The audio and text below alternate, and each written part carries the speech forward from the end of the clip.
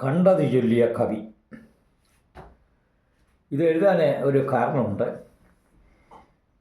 തഴക്കര രാധാകൃഷ്ണൻ്റെ ചുമതലയിലുള്ള അദ്ദേഹത്തിൻ്റെ നേതൃത്വത്തിലുള്ള ഒരു ജനകീയ കവിതാവേദി ഉണ്ട്. അത് ഒരു 10-15 കൊല്ലം മുമ്പ് അതിൻ്റെ സജീവ അംഗമായിരുന്നു ഞാൻ. 2 കൊല്ലം അതിൻ്റെ പ്രസിഡൻറ്റും ഒക്കെ ആയിരുന്നു. അന്ന് ദില്ലിയിലെ എല്ലാ ഭാഗത്തും മാസത്തിൽ ഒരു കവിയരങ്ങ് വീതം നടത്തിയിരുന്നു. അപ്പോഴേ എൻ്റെ ഒരു സുഹൃത്തായ പോലീസുകാരൻ രാമായണത്തെ അധികരിച്ച് സീതയെക്കുറിച്ചൊരു നോവൽ എഴുതി. ശരിക്കും സീതയെ അപകീർത്തിപ്പെടുത്തുന്നതായിരുന്നു ആ കവിത. അപ്പം അയാളുടെ പോലീസ് കോളനിയിൽ തന്നെ നടന്ന ഒരു കവിയരങ്ങിൽ അതിൻ്റെ പ്രതിഷേധ സൂചകമായിട്ട് ഞാനൊരു കവിത എഴുതി. അതാണ് കണ്ടത് ചൊല്ലിയ കവി.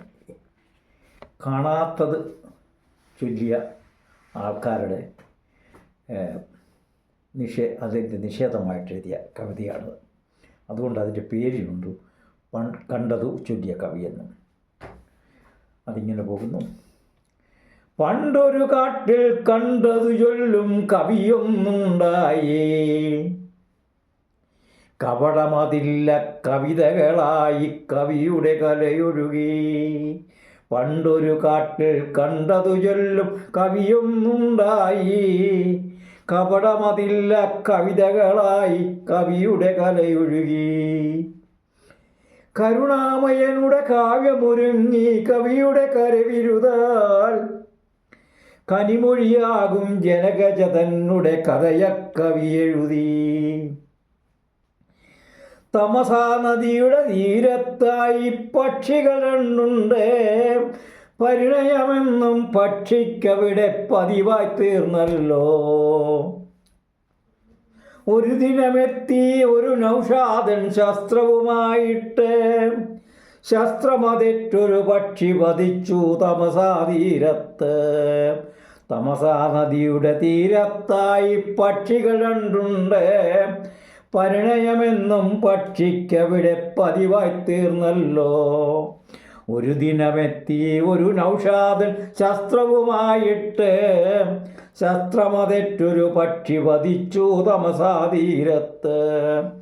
പതനം കണ്ട മാമുനിയേകി ശാപമതന്നവന്, കാമിനി തന്നെ ഘാതകനാം നീ ശാശ്വതനാവില്ല. നൂതനമാശയമൊന്നു വിടർന്നു മുനിയുടെ ചിത്തിങ്കൽ, കാമമറുത്ത നിഷാദ നീ ഇനി ശാശ്വതനായിടും.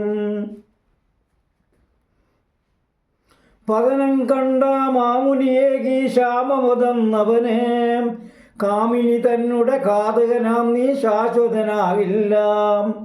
നൂതനമാശയമൊന്നു വിടർന്നു മുനിയുടെ ചിത്തിങ്കൽ, കാമമറുത്ത നിഷാദ നീയിന് ശാശ്വതനായിടും. ഭോഗം കൊണ്ടു രമിച്ചതുപോലും ശാശ്വതനാകില്ല, ത്യാഗം കൊണ്ടേ ശാശ്വതനാവൂ ജീവിതമെന്നെന്നും.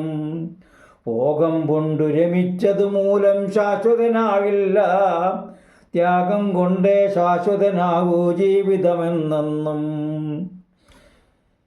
ശാശ്വതമാകാൻ എഴുതിയ കഥയീ മൈഥിലിതച്ചരിതം, ഈശ്വരനാകാൻ എഴുതിയ കവയീ രാമായണ കാവ്യം. ശാശ്വതനാകാൻ എഴുതിയ കഥയീ മൈഥിലിതച്ചരിതം, ഈശ്വരനാകാൻ എഴുതിയ കഥയീ രാമായണ കാവ്യം. അതായത് രാമായണ കാവ്യം എഴുതിയതുകൊണ്ട് വാൽമീകി ഈശ്വരനായി തീർന്നു. മൈഥിലിയുടെ ചരിതം സീതയുടെ ചരിതം എഴുതിയതുകൊണ്ട് അദ്ദേഹം ശാശ്വതനുമായി തീർന്നു, ഭൂമിയിൽ ശാശ്വതനും ആയിത്തീർന്നു. ദ്വയാർത്ഥമുള്ള മാൻഷാദപ്രതിഷ്ഠാം ത്വമകമക ശാശ്വതീ സമായ ക്രൗഞ്ചമിഥനാദേകമകുതിം കാമോഹിതം എന്ന ശ്ലോകമാണ് വാൽമീകി മഹർഷിയുടെ നാവിൽ വിടുന്നത്. അപ്പോൾ പെട്ടെന്ന് അദ്ദേഹത്തിന് മോദി പാദബദ്ധോക്ഷരസമസ്തന്ത്രീലേ സമന്വിതം ശോകാർത്ഥസ്യ പ്രവൃത്തോ ശ്ലോകോപവതുമന്യത.